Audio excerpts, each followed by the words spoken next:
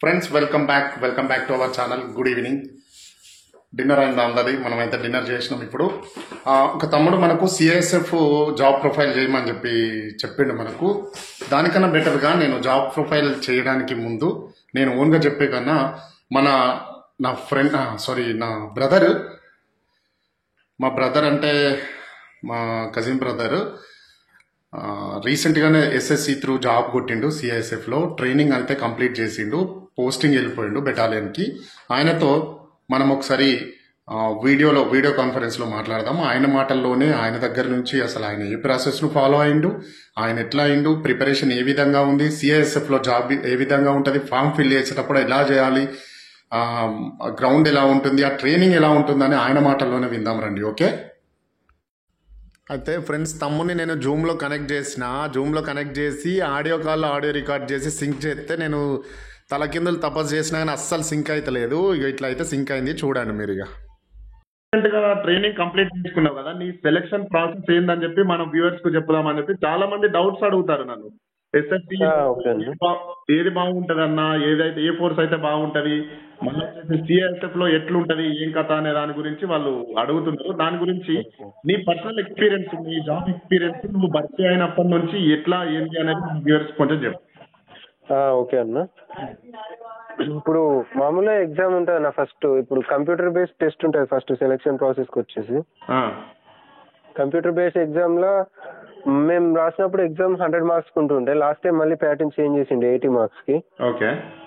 80 మార్క్స్లో 20 marks arithmetic ఉంటుంది, 20 marks reasoning, 20 marks వచ్చేసి English, 20 marks GS. GS అంటే జనరల్ స్టడీస్. అందులో హిస్టరీ, జనరల్ సైన్స్ అన్ని కలిపి అడుగుతాడు 20 క్వశ్చన్స్. నెగిటివ్ మార్కింగ్ ఉంటుంది 0.25, అంటే 4 తప్పులకు 1 మార్క్ తీసేస్తారు. ఉంటుంది. అది ఇప్పుడు కూడా ఉండే ఛాన్స్ ఎప్పటికీ ఉంటుంది, కంటిన్యూ ఉంటుంది పక్క. మళ్ళీ ఇప్పుడు ఫస్ట్ ఆన్లైన్ లో మనం ప్రిపేర్ చేసేటప్పుడు జాబ్స్ ఫస్ట్ ఎట్లా ప్రిపేర్ చేయాలి? ఫస్ట్ సిఐఎస్ఎఫ్ ఈ రకంగా పెట్టుకోవాలా లేకపోతే ఫస్ట్ అది మనకు మెరిట్ ప్రకారం మనకు మంచి మార్కులు వస్తే మనం ఏదైతే ఫస్ట్ ఆప్షన్ పెడతామో అది వస్తుంది. మనకు మార్కులు మంచిగా వచ్చినా కూడా నువ్వు ఫస్ట్ తక్కువ మార్కులు వచ్చేదానికి ప్రిఫర్ చేస్తే తక్కువ మార్కులతో నీకు ఇస్తారు. అంటే ఎక్కువ ప్రిఫరెన్స్ ఫస్ట్ దేనికి ఇవ్వాలంటే ఎస్ఎస్ఎఫ్కి ఇవ్వాలి. ఎస్ఎస్ఎఫ్ ఏంటంటే ఢిల్లీలో ఉంటుంది, పోస్టింగ్ మంచిగా ఉంటుంది. సెక్రటేరియట్ సెక్యూరిటీ ఫోర్స్ కదా ఢిల్లీలో. ఎన్సీబీ కూడా బాగానే ఉంటుంది అన్నట్టు. ఎన్సీబీ నార్కోటిక్స్ బ్యూరో కూడా బాగానే ఉంటుంది. అది ఎట్లా అంటే కొంచెం ఫోర్స్ జాబ్ లెక్క కాకుండా కొంచెం సివిలియన్ జాబ్ లెక్క కొంచెం సాఫ్ట్ గా ఉంటుంది అన్నట్టు, మంచిగా ఉంటుంది. ఎన్ఐఏ ఇంకా బాగుంటది. ఎన్ఐఏ కానీ వేకెన్సీ ఇస్తలేడు అనుకుంటా. ఎన్ఐఏ ఇస్తే వేకెన్సీ అది కూడా బాగానే ఉంటుంది. అంటే దానికి ఇంకా కట్ ఆఫ్ ఎక్కువ పెడతాడు. కట్ ఆఫ్ ఎక్కువ ఉంటుంది. సిఐఎస్ఎఫ్ కన్నా ఇంకా ఎక్కువ ఉంటుంది. ఫస్ట్ టాప్ లో ఎస్ఎస్ఎఫ్ ఎన్ఐఏ ఉంటాయి, తర్వాత ఎన్సీబీ. మనం ఒకవేళ టాపర్స్ అయితే మన రిటర్న్ నాలెడ్జ్ ఎక్కువగా ఉంటే మనం ఫస్ట్ ఎస్ఎస్ఎఫ్, ఎన్సీబీ ఇవి ప్రిఫర్. అంటే మన స్కోర్ ఎట్లున్నా అన్న, మనకు మంచి జాబ్ రావాలి అంటే మంచిది రావాలనుకుంటే ఫస్ట్ ఆప్షన్స్ ఇవి పెట్టుకోవాలి. ఎందుకంటే నీకు మార్క్స్ తక్కువ వస్తే తక్కువ నీ మెరిట్ ప్రకారమే మళ్ళీ కింది దానికి వస్తుంది నీకు ఆటోమేటిక్. ఇప్పుడు ఫస్ట్ ఆప్షన్ ఎస్ఎస్ఎఫ్ పెట్టినావు, నీకు దానికి సరిపడా కట్ ఆఫ్ రాకపోతే మళ్ళీ సెకండ్ ఆప్షన్ నువ్వు సిఐఎస్ఎఫ్ పెడితే సిఐఎస్ఎఫ్ వస్తుంది. కానీ ఒకవేళ నువ్వు ఫస్ట్ ఆప్షన్ ఆల్రెడీ బిఎస్ఎఫ్ పెట్టినావు అనుకో, నీకు మార్క్స్ ఎస్ఎస్ఎఫ్ కు రీచ్ అయ్యే మార్క్స్ వచ్చినా కూడా నువ్వు ఫస్ట్ ఆప్షన్ బిఎస్ఎఫ్ పెట్టినా కూడా నీకు బిఎస్ఎఫ్ వస్తుంది. కాబట్టి మనకు మార్క్ ఆప్షన్స్ అనేవి ఫస్ట్ ఏది మంచి ఫోర్స్, ఏది ఎక్కువ బాగుంటది జాబ్ ప్రో అనేది చూసుకొని ఫస్ట్ అది పెట్టుకోవాలి ఫస్ట్ ఆప్షన్. అట్లా కూడా మన వ్యూవర్స్ చాలా మంది ఇట్లానే కొంతమంది అంటే తెలిసిన వాళ్ళు ఇట్లా పెట్టిరు అని చెప్పి ఫోన్ లో అడిగిర్రు.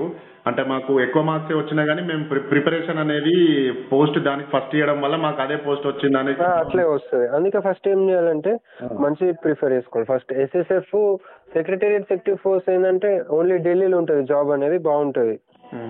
ఎక్కువ వేరే ఫోర్సెస్ లెక్క అన్ని స్టేట్స్ తిరగడం ఎక్కువ ఉండదు. ఢిల్లీలో ఉంటది పార్లమెంట్ సెక్యూరిటీ, ఇంకా కొన్ని గవర్నమెంట్ బిల్డింగ్ సెక్యూరిటీ ఉంటది వాళ్ళకి. కాబట్టి జాబ్ ప్రొఫైల్ అనేది మంచిగా ఉంటది ఎస్ఎస్ఎఫ్ కాబట్టి ఫస్ట్ ప్రిఫరెన్స్ దానికి ఇస్తారు. నువ్వు ఫిజికల్ ఎఫిషియన్సీ టెస్ట్ నువ్వు అంటే దాన్ని చేయడానికి నువ్వు ఫిజికల్ ఎట్లా ప్రాక్టీస్ చేసినావు తమ్ముడు? అంటే ఇంట్లోనే చేసినావా? రన్నింగ్ ఇంటి దగ్గరనే లాంగ్ రన్ ప్రాక్టీస్ చేసిన 5 km కి. అదే నేను కూడా చాలా మందికి అట్లే చెప్తున్నా. దీనికి ఇన్స్టిట్యూట్ లో జాయిన్ కావాల్సిన అవసరం లేదు. 5 km పెద్ద విషయం కాదు. 5 km నార్మల్ హెల్తీ పర్సన్ అయితే మంచిగా ప్రాక్టీస్ చేస్తే కొట్టొచ్చు. ఇన్స్టిట్యూట్ పోయే అంత అవసరం లేదు. అంత హెవీ ఏం కాదు, 24 minutes లో కంప్లీట్ చేయడం. మళ్ళీ దీనికి మెరిట్ కూడా ఏమి ఉండదు, క్వాలిఫై అయితే సరిపోతుంది, మార్క్స్ ఏమి ఉండవు రన్నింగ్ కి. అదే ఈవెంట్స్ ని ఇన్ టైమ్ లో కంప్లీట్ చేసుకుంటే అయిపోతుంది. ఇంటైన్ చేస్తే సరిపోతుంది, మెరిట్ ఏమి ఉండదు. ఈ ట్రైనింగ్ ఎక్కడ అయింది తమ్ముడు, అంటే ఎక్కడ ఏ స్టేట్ లో?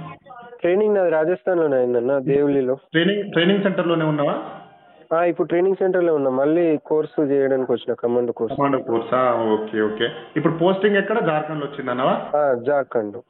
దీనికి లీవ్స్ ఎట్లుంటాయి తమ్ముడు? సేమ్ మన మిడ్ బ్రేక్ అనేది ట్రైనింగ్, అండర్ ట్రైనింగ్ లో 15 days 30 days? 15 days ఉంటుంది అన్న. ఆఫ్టర్ ట్రైనింగ్ 1 month ఇచ్చారు. ఆఫ్టర్ ట్రైనింగ్ 1 month వచ్చింది ఇంటికి. మిడ్ టర్మ్ బ్రేక్ 15 days ఉంటుంది, అది కౌంట్ కావు, మన ఎవ్రీ ఇయర్ లీవ్స్ లో కౌంట్ కావు అవి. అంటే మీకు ట్రైనింగ్ కంపేర్ చేసుకుంటే, కంపేర్ టు అదర్ ఫోర్సెస్ కి మీకు కొంచెం ఈజీగానే ఉంటుంది అనిపిస్తుంది, అవునా? అదర్ ఫోర్సెస్ కంటే కొంచెం ఈజీగానే ఉంటుంది. కొంచెం ఈజీగా ఉంటుంది, కొంచెం మీకు ల్యాండ్ ఆర్డర్ కూడా టచ్ ఉంటుంది. ల్యాండ్ ఆర్డర్ గురించి కొంచెం చెప్తారు. ఇండోర్ క్లాసెస్ అనేది జరుగుతుంది మాకు, ఇండోర్ క్లాసెస్ కూడా ఉంటాయి. ఇప్పుడు బిఎస్ఎఫ్, సిఆర్పిఎఫ్, వేరే ఫోర్సెస్ లో ఎట్లా అంటే ఫీల్డ్ ట్రైనింగ్ ఎక్కువ ఉంటుంది, వెపన్స్ గురించి, బయటికి పోయినప్పుడు ఎట్లా ఉండడం దాని గురించి ఎక్కువ ఉంటుంది. కేఎస్ఎఫ్ ఎట్లా అంటే ఇప్పుడు ఎయిర్పోర్ట్స్ లో ఇండస్ట్రియల్ సెక్యూరిటీ, ఇంటర్నల్ సెక్యూరిటీ ఒకటి ఏంటంటే ఇంటర్నల్ సెక్యూరిటీ ఎట్లా ప్రొవైడ్ చేయాలి ఎయిర్పోర్ట్ సెక్టర్స్ లో కానీ, ఇండస్ట్రీస్ లో కానీ, దానికి సంబంధించినది ట్రైనింగ్ ఎక్కువ ఉంటుంది. కాబట్టి ఇండోర్ క్లాసెస్ లో చెప్తారంట, క్లాసెస్ జరుగుతాయి దాని గురించి కూడా. సివిలియన్స్ తో ఎట్లా మూవ్ కావాలి, వాళ్ళతో ఎట్లా లైసెన్స్ చేసుకోవాలని దాని గురించి చెప్తారు. కాబట్టి కొంచెం మిగతా ఫోర్సెస్ తో కంపేర్ చేసుకుంటే కొంచెం తక్కువ ఉంటుంది ట్రైనింగ్. ఇప్పుడు మిగతా ఫోర్సెస్ కి ఎట్లా అంటే అవుట్డోర్ ఎక్కువ ఉంటుంది, ఇండోర్ వెపన్ హ్యాండ్లింగ్ ఎక్కువ ఉంటుంది. ఇందులో ఎట్లా అంటే ఎక్కువ షార్ట్ వెపన్స్ గురించి నేర్పిస్తారు ఎక్కువ. ఇప్పుడు లేటెస్ట్ వెపన్స్ ఏకేఎం, MP5 అట్లా. ఇందులో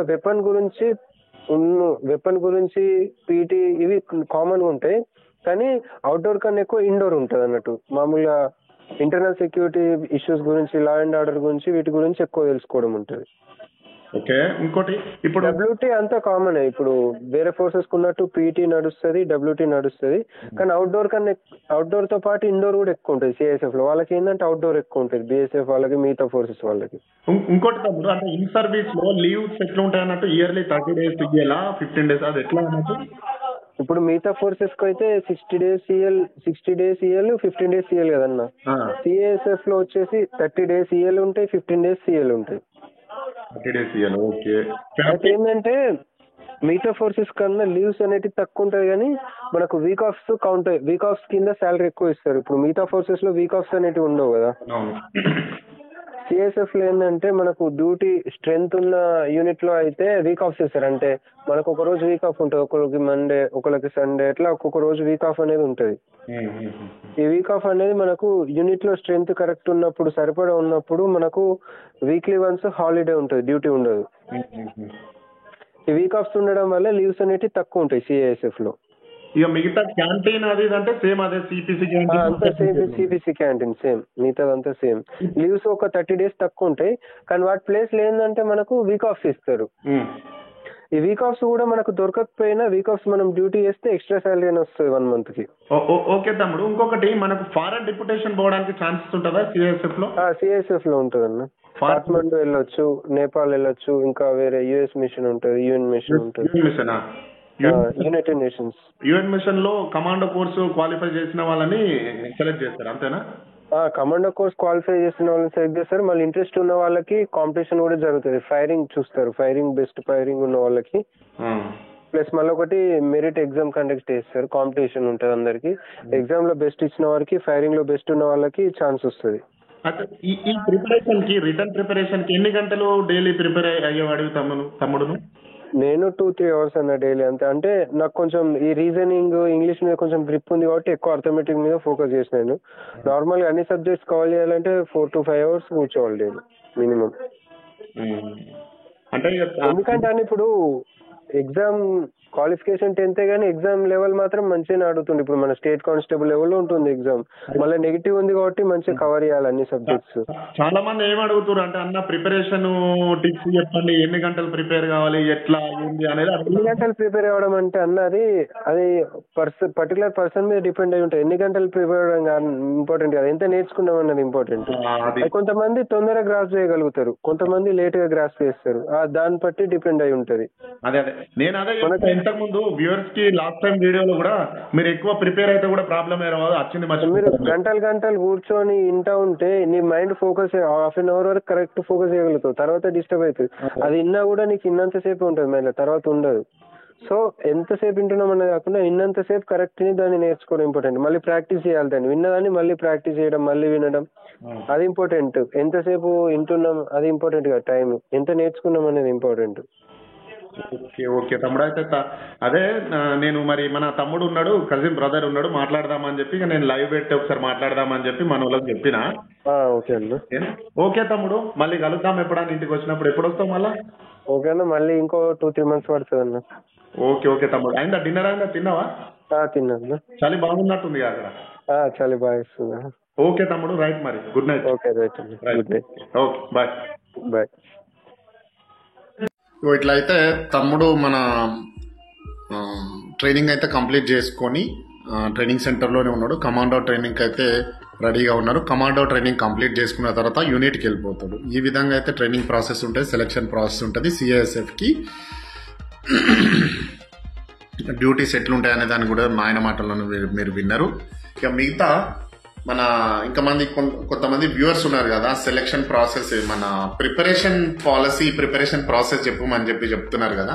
అందుకే నేను లాస్ట్ టైం వీడియోలో కూడా చెప్పిన, ఎక్కువగా పరేషాన్ కావద్దని చెప్పి దేని గురించి కూడా మన మీద డిపెండ్ అయి ఉంటుంది. అంటే ఎవ్రీ పర్సన్ అంటే డిఫరెంట్ మెథడ్లో రిసీవ్ చేసుకునే కెపాబిలిటీ వాళ్ళకు ఉంటుంది. కాబట్టి ఇప్పుడు ఈ 5,000 ఉన్నాయి కాబట్టి, ఇవి 5,000 ఉన్నాయి కదా, వీటి ప్రత్యేకత దేని దానికే ఉన్నది. అట్లా అని చెప్పి వాడు 10 గంటలు చదివి నేను 10 చదువుతా, నేను 12 చదువుతా అంటే కుదరదు.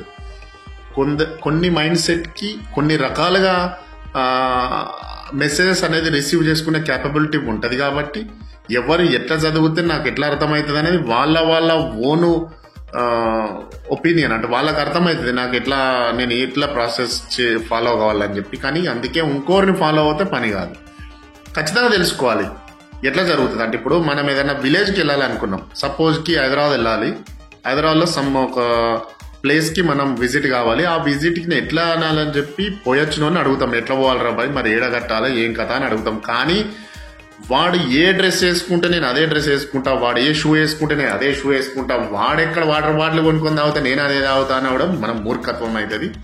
దానికి ఓవర్ ఇంటెలిజెన్సీ అవసరం, పనికి రాదు. దేంట్లో కూడా ఉన్నది ఉండకానే ఉండాలి కథ.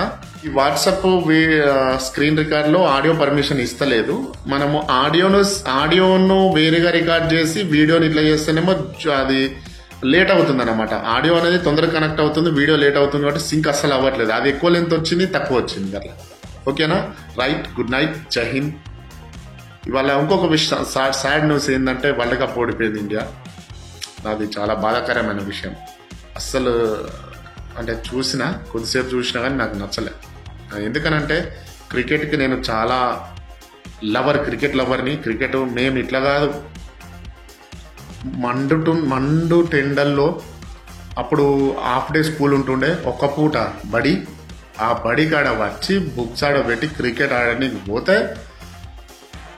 ఎండ మామినే పోయేది, నీడ మామినే పోయేది, అట్లా క్రికెట్ ఆడతాం. అంటే ఆ క్రికెట్ అంటే అంత పిచ్చితోటి క్రికెట్ ఆడినాం. ఇప్పటి వాళ్ళకు క్రికెట్ పిచ్చి లేదు, ఓ గేమ్ పిచ్చి లేదు. చాలా ఇప్పుడు మన ఎస్ఎస్సి జీడీలో ప్రిపేర్ అవుతున్న పిల్లలకు కొంచెం ఉరుకుడు మీద ఉన్నది కావచ్చు, కానీ మిగతా వాళ్ళకైతే మరి వాళ్ళకు దేని మీద ఇంట్రెస్ట్ ఉందో అర్థమే కాకుంటున్నది. ఓ ఎగురడో వాడు దున్కడు. అయితే 2 రకాల మనుషులు పోతే దొంగ కావాలి, రేపోతే మంచి కావాలి. హీరో ఉండాలి, విలన్ ఉండాలి. ఆడు ఇటు కాకుంటుంటాడు, మధ్యలోనోడు మరి వాడు ఏంటిదాడు ఇట్టుంటాడా, అదేం అర్థమే అవుతలేదు వీళ్ళ కథ. అట్లా ఉండాలి ఏదన్నా ఒకటి.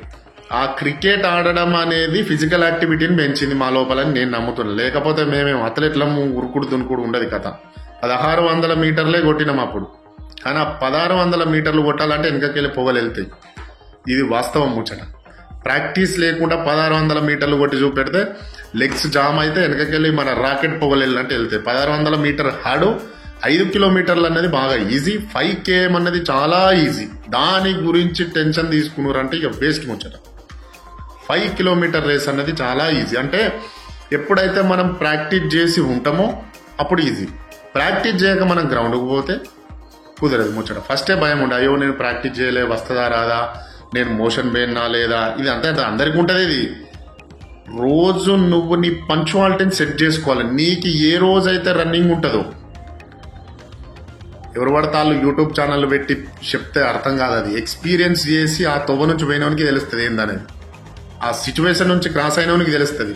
ఈడుండు నాది ఇది కథ, నేను నిన్న మిస్ అయిన నో ఇక్కడ చెప్పేది వినాలి. ఏంటిది? రన్నింగ్ నువ్వు పోతున్నావు అని అంటే నీకు 6 నెలల ముందు ప్రాక్టీస్ ఉండాలి. ఫస్ట్ ఆఫ్ ఆల్ నీది ఇది క్లియర్ ఉంది అనుకో, అంత క్లియర్ అవుతుంది కథ. రైట్ ముచ్చట. రాత్రి గట్టిగా తిని, మన దగ్గర తెలియంటే గైడ్ లైన్ లేని వాళ్ళతో గట్టిగా తిని ఈడ పోతే నీకు ఉస్తాదులు కూడా అదే చెప్తారు. ఇన్స్టిట్యూట్లలో జాయిన్ అయితే పొద్దున్న లేవాలి, ఇది పోవాలి ఫస్ట్ ఆఫ్ ఆల్. అది రాకపోతే పొద్దున 2-3 గ్లాసుల నీళ్లు గట్టిగా తాకి ప్రెషర్ నింపుకొని క్లియర్ చేసి వాష్రూమ్ క్లియర్ అయిన తర్వాతనే రన్నింగ్కి పోవాలి. అప్పుడైతే రాకెట్ వేగంతో పోతే అది బండిగా ఓడని కోటి ఇట్లా ఎత్తుకొని బండి మోషన్ తోటి ఉరుకుతూ ఉంటుంది. లేదనుకో, అది అట్లనే ఉందనుకో, కింది మీది కింద అది అర్థం కాదు, చక్కెరచ్చి పడిపోతారు. అంబులెన్స్ వెనక తిరుగుతుంది, పడిపోయిన రా అంటారు. ఎట పడిపోతావు? ఇది ఇటు పోయేది ఇటు ఎక్కుతుంది మీదికి. గ్యాస్ మీదికి ఎక్కిన తర్వాత కళ్ళు పోతే తలకాయ కింద పడదు. అసలు ముచ్చట కాదు. అందుకే రేపు రన్నింగ్ ఉందనగా లైట్ ఫుడ్ తినాలి.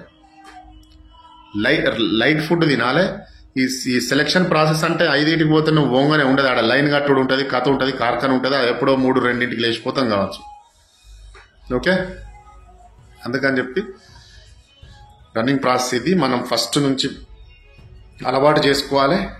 ఫిజికల్ కోసము, ఫిజికల్ చేయడానికి రన్నింగ్ ఉన్న ముందు రోజు కథ చెప్తాను నేను.